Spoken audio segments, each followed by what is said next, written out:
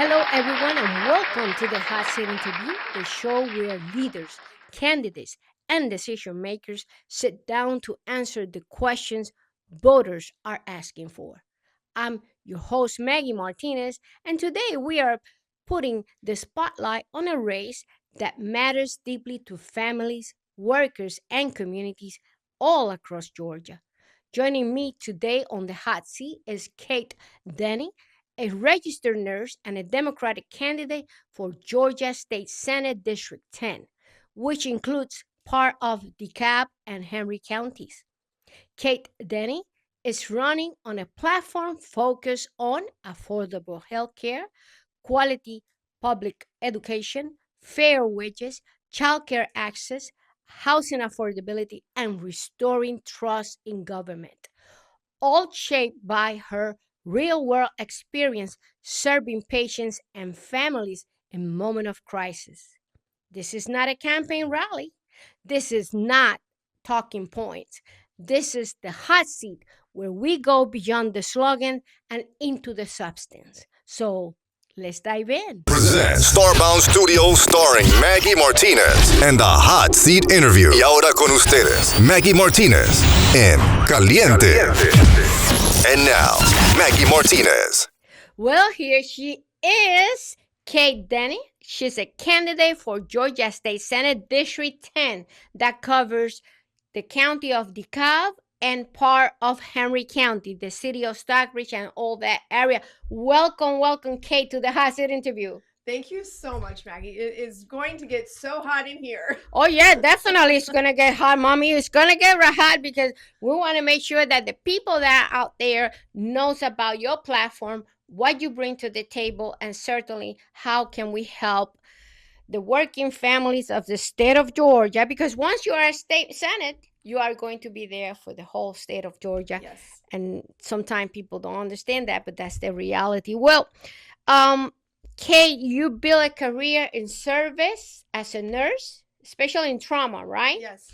And now you are stepping into public service at the legislative level.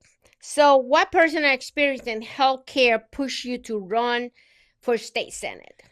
Well, that's a good question. I did work in trauma ICUs for the better part of 20 years around the country. And when you work in a hospital, particularly with trauma patients, you learn to think quickly and to think critically, to solve problems, to stay calm under pressure. Especially under pressure. Yes, yeah.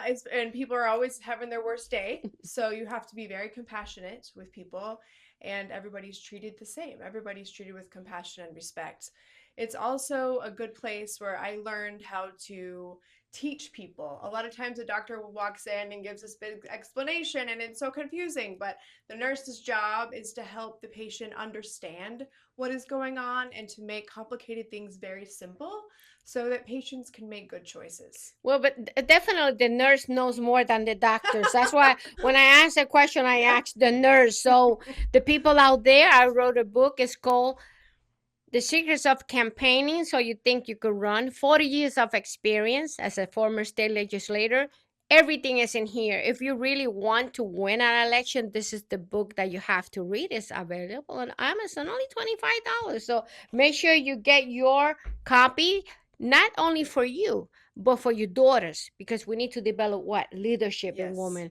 And also for those candidates that you know that they really need help in terms of how can they run a campaign. Because if they understand how a campaign is run, then it's easier for the campaign managers to really help them in their campaign. And today we have Jorge Diaz in the studio. So, those are out there. Don't forget to contact him in case you need to manage your campaign or counsel your campaign. He's available too.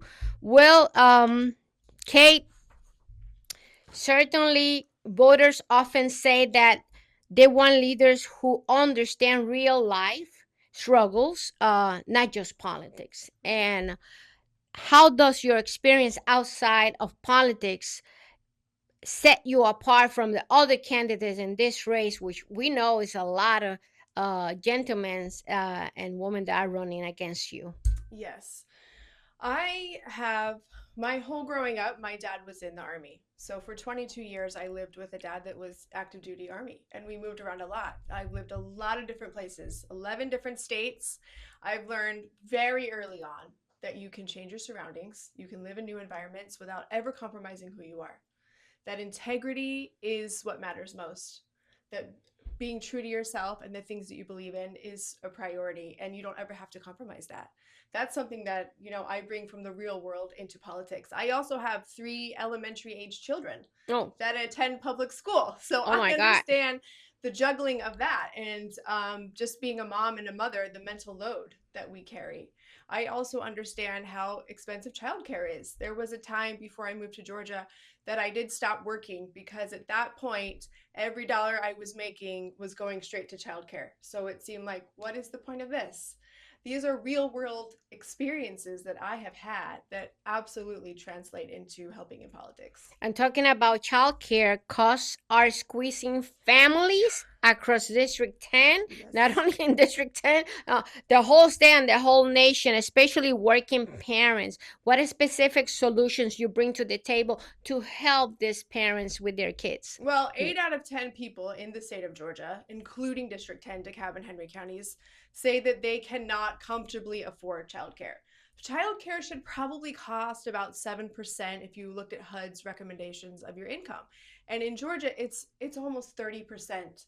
So we've got families that, like me, would stop working so that they don't have to pay for childcare anymore. But that does not help the family situation at all. The moms need to be at work, they need to have a break, they need to be able to support their families as well. Mm-hmm. There are several things we can do. The costs are raising for a few reasons. Number one, when your cost of living goes up, your groceries go up, your utilities go up, your rent goes up. Same thing for these childcare providers. The food that they're giving your kids, that cost went up. So they're raising their costs not to increase their profit margins, but to just cover the bare minimum of taking care of your kids who they want to be safe. They also have to employ a certain amount of people. The state regulations of this many children in your classroom, you have to have this many employees. Those employees are not making much of a wage above poverty level. So this extra money that you're spending on childcare is not going to make the people that work there rich. It's just so that they can recoup the money that they're spending. We do have a program in Georgia called CAPS, and that is our child care and parent services. This is supposed to help parents who can't afford childcare, but to qualify, it's like barely anybody qualifies. I mean, it's kind of a joke. It's Yeah, a joke. it is. It It's is a only joke. so we need to change the algorithm of that. Childcare is one of the least funded services at all. We just put no money into it. And I have sat in meetings where experts have told our senators, even if for selfish reasons the state of Georgia invested in childcare, let's say Georgia put $1 in towards helping kids in childcare with the costs, they would then receive $4 in income tax because more parents would be working. So not only would we be helping families afford this and lower this burden on them. It is a burden. Yes, it's huge. We would also be helping ourselves. So Yeah. these are things that we can do. We can help with the overall cost of living, and we can help people have more access to programs like CAPS. That's why we bring the best of the best. We are talking right now with Kate Denny. She's a candidate for Georgia State Senate District 10. And it's important that you listen to her so to see what she brings to the table and how can her ideas improve your quality of life. Well, and that takes us to the next one, minimum wage in Georgia. Oh, It's what, 5.75, something yeah, like that. the minimum wage. The minimum. Do you support raising the minimum wage, and how will you balance workers' pay, especially for small business concern? Yes. Okay. So the minimum wage in Georgia is $5.15, and the federal wage is $7.25. Changed 15 years ago. And 15 years yeah, ago. so long ago. It's not kept up with real life at all, right? Thankfully, we do have to default to the federal wage. So in Georgia, you're paid $7.25 in most instances. And it is a real concern. Let's say we raise the minimum wage and you own a small business, and where's your profit margin gone? Because now you're paying your employees $16. Just as a side note, it should be around $26 is what the real minimum wage should be. $26 to $50. So how would we alleviate some of these fears? How can we work together? One thing we can do is we can follow what other states have done, and we set a minimum. Let's say your business employs 50 people, you don't have to change your wage, but your business employs 200 people. we could up your wages there. So that we can set an algorithm where the larger your business is, then you do fall into a category of having to raise your wages. That is something that we can easily do. We also need to work on the balance of power. So that, Balance of power. yes, yeah, and that would help with wages. And the biggest key, and I should have mentioned this first, wages should be tied to inflation. Yes. We should not have to do this every 15 years. Right. We could easily solve this Yeah, if we that tied is it to inflation. escalate as we go. Exactly. Yeah, definitely. Because Common sense. Common sense. Sometimes the best idea and the best legislation that I did when I was a state representative is common sense. Oh, I believe And it. the best idea came from the people, believe it or not. Yes. Well, you spoke about supporting workers and strengthening labor protection. What policies will you champion to ensure workers have fair wages, benefits, and job security? Because that's another thing. It is a concern. And I think when we think job security, my initial thought can sometimes go to AI, right? We've got a lot of people worried that their jobs are going to be scooped up by AI. So to quickly address that, I think that at the very bare minimum, because we're not proactive in this. We're a little reactive. Like these changes are already happening. So we've got to get ahead of them now since we're behind. That I think it's very reasonable that if your company is interested in AI and you need to only replace a certain amount of people, like you can't fire everybody and replace everybody with robots. It's got to be only like 15%, 10%. We can start putting some parameters in place to protect. We need some parameters. People. Yes. Oh, yes. And I also think that we could work on our anti-union legislation. Unions are not perfect. They are not, but they do help balance the power dynamic between employers. If you work for a union, you have higher wages, you have better health care, you have typically a plan for when you retire. You have a voice. Yes, you do. And I know there are downsides to unions that, and I realize that is real. But right now we're working with zero leverage. So at the very least, we should try to make it possible. We keep people down with wages and then we say no power. So something's got to give. Yep, definitely. Well, education remains one of the biggest concerns for families, no doubt about it, especially for the people of DeKalb and Henry County.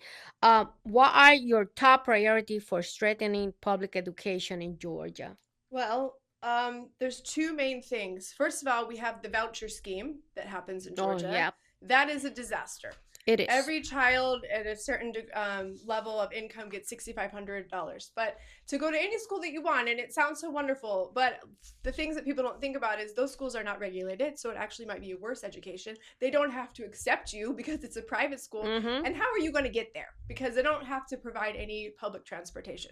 So really, it's just the scam. It takes money from public schools and puts it where? I don't know, to these programs that are just getting more because money. they're not nonprofit. They are for profit. Exactly. They're there to make money. Yes, and they're not regulated. No, and they're not regulated. And I have a big concern about that. I'm a retired teacher from the state of Georgia, and I work half a year in one of this school. I said, I'm going home. It's no structure. It's no curriculum. It's a mess. So a lot of people out there say, "Oh, but we need that choice." Right. Well, the choice is you. You as a parent, your kids will learn if you sit down with them and do their homework. As simple as that. You don't need to get a voucher and move your kids to another place, because the reality is, it's at home where you start teaching your kids. The teacher presents the information, but it's you as a parent that needs to work with your child to make sure that they don't fall ahead. Vouchers is not a good thing. No, it's not. And also, another really big problem we have in the state of Georgia, like you said, the kids that are choosing to go elsewhere, their parents are, it leaves kids behind who don't have that, a parent that can drive them. And then these schools get worse and worse. And every child in the state of Georgia, in District 10, deserves access to quality education that's reasonably accessible. This is something we can do. One of the things that we can do is we go off of the Georgia's Quality Better Education. Is that? Yeah. It's our, it's sort of like our index in how we fund schools. Mm-hmm. And it's 40 years old. It's 40 years old. And it doesn't take into account poverty or transportation or the technology. You're talking about QBE. QBE. Yeah, I said it wrong. Yeah, it's like, it's so old. I'm like, guys, what are we So what we've done is we said this problem that we don't fix is really, really bad. So They we're going want to to come up keep with it that way. The yes, Republicans in the state of York want to keep it that they way. So that do. way they don't Yeah. give more money to the schools. That's all it is. Instead of addressing the problem, like this is a huge wound, and instead of fixing it, we just put band-aids on it. Bandage. Instead of like trying to fix the root of the problem. We can fix it though. Yeah, I know we definitely. can. Definitely. We have to, like you say, the balance of power.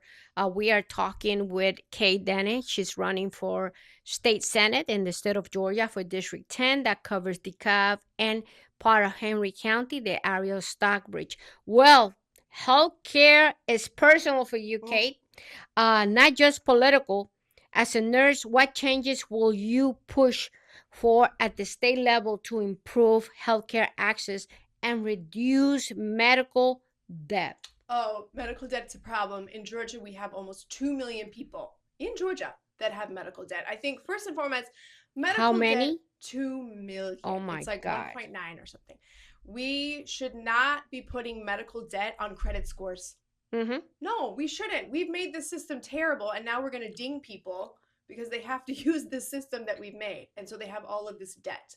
So I think that's something that we can start very basic, is that that will not go on your credit score.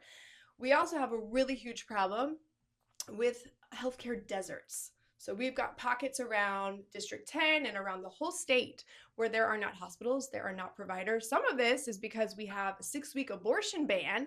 So OBs don't want to come here because they're worried they're going to go to jail, right? So we have done this. So we've made life harder for women who need legitimate healthcare access. We've given them no options. We don't have clinics. We have a huge problem with mental health professionals coming to Georgia because it is so incredibly cumbersome. The licensing here is a problem. I'm not licensed in Georgia because I didn't work full time before I moved here. So the government gets to decide if I'm a good enough employee to work at Grady because I'm going to have to do more hours in labor and delivery to fulfill this government requirement that Grady doesn't even care about.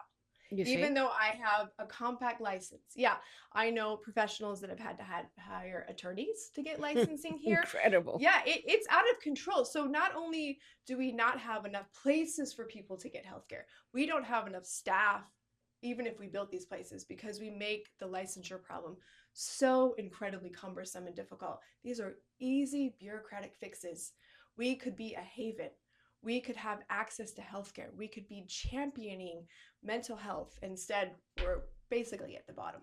Well, Governor's Camp did the Medicaid program, Yes. which has been a failure. Oh yeah, Georgia Pathways. Uh-huh. Yeah. Oh Georgia yeah. Pathways? It's totally A a disaster. failure. Yes. And certainly he should just expand Medicaid and that's it. But Bingo. bingo, Yes, we yeah. got it. Yeah. Yeah, and more health insurance. Like we do have the Georgia marketplace, but there are health insurance companies leaving Georgia. Oh yeah. I mean, it's just like, what are we gonna do? United Healthcare dropped me. Yeah. They said no because See of the ya. big beautiful bill. Yes. And all the Yeah. things. And we have not seen the whole scope of the big beautiful bill It's with the coming down. ugly bill, really. Which is interesting because a lot of people focus on high level federal things, but they forget, I mean, we are remembering, of course, all of this trickles down to our neighborhoods. These decisions, the big beautiful bill that are cutting our healthcare, all comes down to our level. And the only places that are really fighting back, it's not Congress, everybody knows that. It's Congress the not doing states. anything. So the state of Georgia could be fighting back. The state of Georgia can protect us. But it's not doing anything. The Not governor yet. is not doing No, the anything. governor's not doing anything. He's afraid. Governor Cummings is afraid. Anyway, Dead he's in a the lame water. duck. He Yes, doesn't care yeah, anymore. Yeah. Well, many voters are frustrated with government transparency and accountability. We just spoke a little bit about Yeah. this. How will you work with the state senate to restore trust and ensure ethical and people-focused governance? The government has a relationship problem with the people. It does. Across the board. And it is the government's, like, it's their job to fix it. and they're not doing it, so I'm doing it. That's On right. my Instagram, when I meet people, I educate. I talk to people, they don't even know what the lieutenant governor does. They think I'm running against John Ossoff. There's clearly an education breakdown, right? Oh, that's awesome. Yeah, and I'm like, oh, no, District 10, right here. This is what matters right here. So when you want to talk about a transparency and accountability, a lot of this is educating people on what's happening. And honestly, as a nurse, that's something that I'm good at. But you addressed John Ossoff in one of his town hall meetings. Yeah. What did you say? Yeah. What we need to say that again. What did you say? I am not afraid. This is getting hot. What did you say, mommy? Let people know. Well, the thing is, I am tired of being more brave than my leaders. That's right. It comes down to. If this is a cause that I'm willing to, ultimately, I would sacrifice my life for this, right? I believe in it that strongly. And if I'm being led by somebody who has a very mild, timid, please everybody voice, I've got to call them out. It's a responsibility as a constituent. That's part of transparency and accountability. Yes, it is. And it is sometimes your prerogative and your duty to call out your employee a little bit, right? That he works for me. So I can hold him accountable. And what did you ask in that town hall meeting? I told him that he needed to work on impeaching Trump and removing him.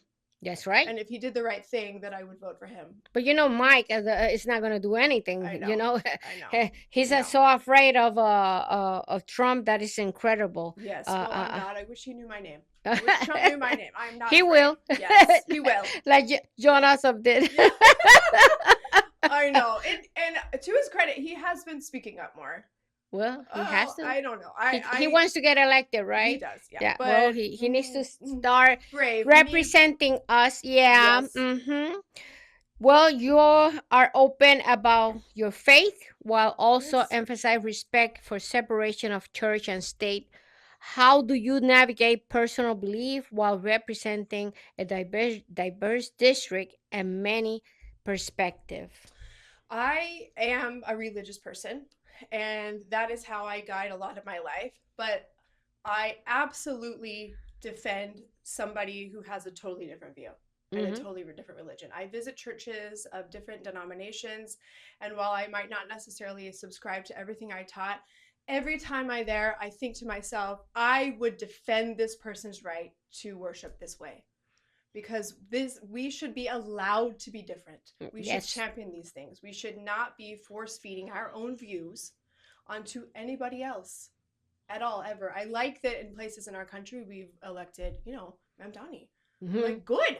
We need this. He used the Quran when he was sworn in. I'm like, yes, I appreciate this. I don't want him to have but Trump doesn't like that. No, I don't care. Listen, every time he tries to burn something down, it motivates me. Yeah, that's awesome. Well, housing costs continue to rise. Yeah. I live in Hampton. The studio is in Hampton, Lovejoy, and 60% of the people that live here, they're renters. Something is wrong with the system. Yes, and in Henry County, 21%, almost 60,000 of the homes are owned by 7 main corporations. That's not good. We've got a real issue with affordability. And I mean, if we're going to address things about how we can make things more affordable, we really need to start with, there is no legislative definition of affordable housing. We don't even define it. We're just like, make sure you put some affordable houses when you build that. It is so vague and so ambiguous. They built 3 big ones and then a tiny one. Right. But then the tiny one is almost $200,000 right now. Yes. So what we doing? Yeah. That's like $1,300 a month. Right. Not to say, the down payment that you have to put in. Exactly. So if this is really affordable, why we don't have a program like the veterans do, 0 down payment? Right. That's so true. That way we can motivate the economy. Yes. Yeah.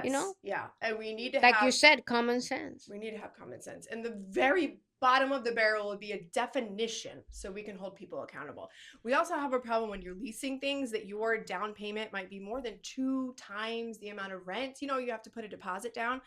People can't save 5 times the amount of rent. So not with the minimum wage that we have right now. Exactly. Okay. 5 years later, I'll be able to afford my deposit. Like, we've got to fix that. We've got to make sure that people that are owners and they're renting their homes out, they're held accountable for habitability. Like sometimes you might live in a really nice rent and controlled place that's only, 500, 600 a month. I don't even know what that would be, but your utilities are outrageous because all your windows are broken. Mm. You know what I mean? So like there's a lot of factors, a lot of things that we can fix that are very practical that really aren't that big, but will have a really significant impact on helping people. Well, they're talking about the utility bill. Data centers right Yeah, here in I Clayton know. County is going to Yeah. kill us. Or DeKalb yeah, area too. Yeah. I don't know why we bring this type of infrastructure to the state of Georgia, but we don't have the capability because now, guess what? My bill went up. All these lights, they cost money. Yes. Yeah, Yeah, I know. so that's not a good thing. Well, Mm. District 10 includes community with very different needs and challenges. You have a very diverse District 10. How will you make sure that both DeKalb and Henry County residents feel equally represented in under your leadership? District 10 is a gem of a district. I'll just tell you, it is good people and all different types of people. I am everywhere in the district. I'm in Henry, I'm in DeKalb, meeting people. I work at food pantries. I do, turkey drives. And so I meet a big cross section of people. And the most important thing to me to be held accountable is to always be there, to always be accessible. I give people my cell phone number. I want them to be able to talk to me and call me, and they can say, good job, or they can say, I hate this. What are you doing? Like, I think that that's where people will feel that they have a voice, is that I genuinely want to work for District 10. And in that sense, also the whole state. Like, we can solve these problems. And showing up and being accessible is a very basic part of that. Sometimes South DeKalb feels left out. Residents have told me that we're separate. It's like North DeKalb and South DeKalb. I'm in South DeKalb all the time because I understand what they're saying. And I want to hear how I can help. And they're actually about the data center really worried that they'll get a data center in South DeKalb and they're just dumping it in our backyard because nobody cares. And the thing is like, if I wouldn't want it in my backyard, I don't want it in your backyard either. You see? So I care about South DeKalb and about Henry County. Let's talk a little bit about reproductive rights. You are a nurse. Yes. We have what they call the bill of the heartbeat. Yes. But we have seen a couple of deaths of women. Mm-hmm. Okay, Mm-hmm. and if you are miscarrying, they just send you home. Right. That's dangerous. Right. That's very dangerous. What is your take, and do you think the law needs to be amended? Once you get there, are you planning to amend that law? Oh, absolutely. The entire thing needs to be scrapped. Women do not need, well, first of all, those women, particularly the woman that died at Emory, I mean, that was just heartbreaking. And not only was it so incredibly sad and tragic to watch, but then to hear politicians say, well, no, they didn't have to do it like that. Like to kind of walk back this terrible law that they had made when we all can see the repercussions of women and healthcare providers not having full and clear autonomy. That's what they need. We don't need a room full of non-medical men telling women and their fully credentialed healthcare providers what is best for their bodies. I want all politicians to get out of my vagina. I know. Like, and our rights as women stop at state lines, or we get different rights when we go to that state line. Like, what? No, we're not just incubators. Nope. Like we are people with choices, and every story is so nuanced and different. There might be other children at home that, what if their mom dies? I mean, there's just so many things.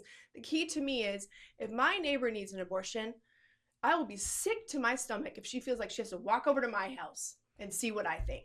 She should make her own decision. Right. And she should be allowed to do it. I don't want to have I will never tell another woman what to do. And any law that keeps women down, absolutely, I will work to rescind. And it seems like every time we have an election period, this topic comes up when this should be resolved a long time ago. Oh, yeah. Yes. Yeah. It's basic. Yeah, basic. Basic human rights, people. Oh my gosh. Basic. I always make a question that is not here in transportation. We have a problem with transportation, especially in District 10. Yeah.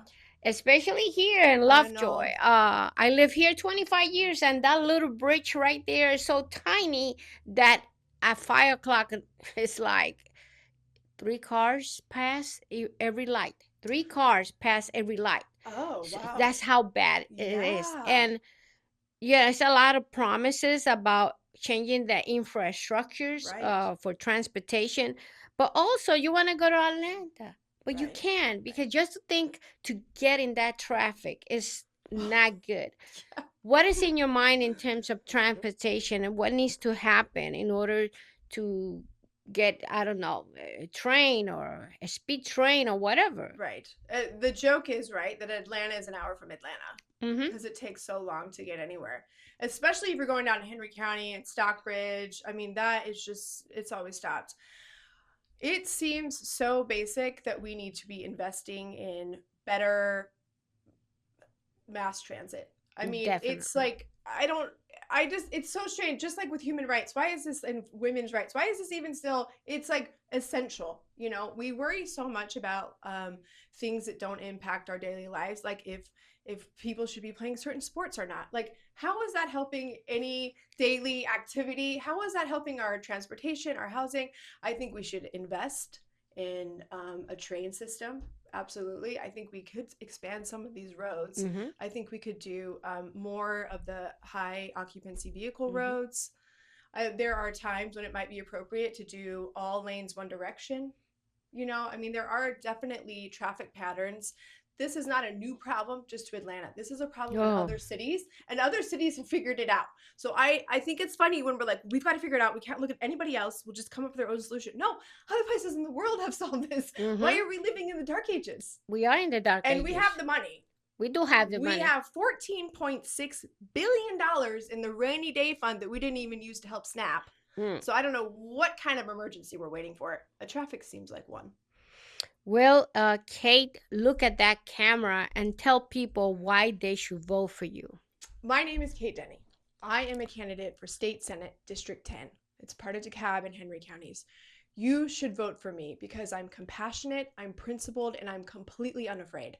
If you've been paying attention to what's happening in the national level of the government and watching everything burn around us, it's happening here in Georgia. All of this trickles down to what's happening right in our neighborhoods with our healthcare, our childcare, our wages. Everything comes down to local. It does not make me angry to see that happen. It motivates me. We can fix this. These are common sense problems that have solutions. I want to work for you. I want to make our quality of life better. I want us to stop surviving, and I want District 10 and Georgia to start thriving.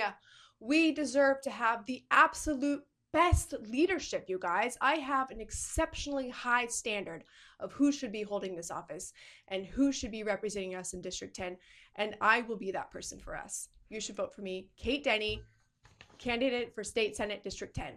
Well, we bring the best of the best, Kate Denny, and she's running for candidate District Senate 10. That's DeKalb and Henry County. They're part of the north of Henry County. It's important that you visit her website so Yes. that way people know about your platform, what you bring to the table. And certainly, we are proud that she came to the show. Thank you, Kate, for coming. Thank you so much, Maggie. And it really got hot in here, so Oh I yeah, think it it was got hot. good. Oh, that's definitely get hot. Yeah. You know how it is. Well, this is Maggie Martinez, the hot seat interview. Until next time.